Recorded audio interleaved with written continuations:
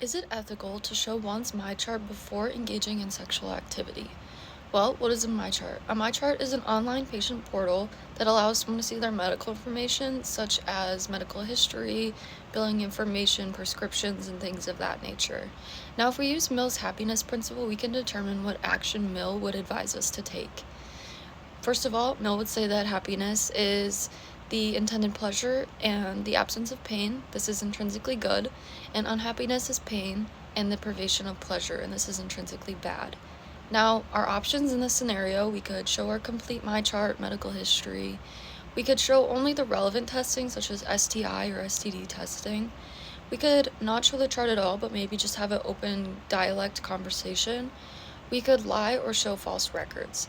Now, determining what is open to you is the next step.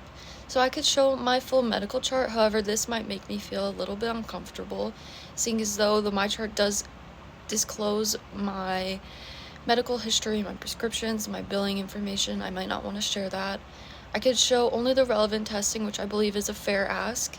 I could not show the chart, but just have an open conversation, but this could leave my partner feeling a bit maybe suspicious or like they have some unanswered questions. I could lie or show false records, but this would ultimately just create the least amount of happiness for both me and my partner.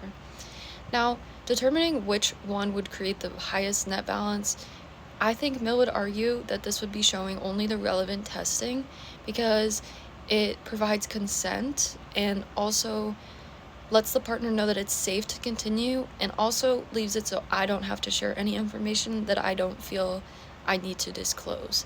Now, if we look at it through Kant's perspective, we must determine the maximum, first of all, and the maximum is one must disclose relevant medical information when it is necessary engaging in sexual activity.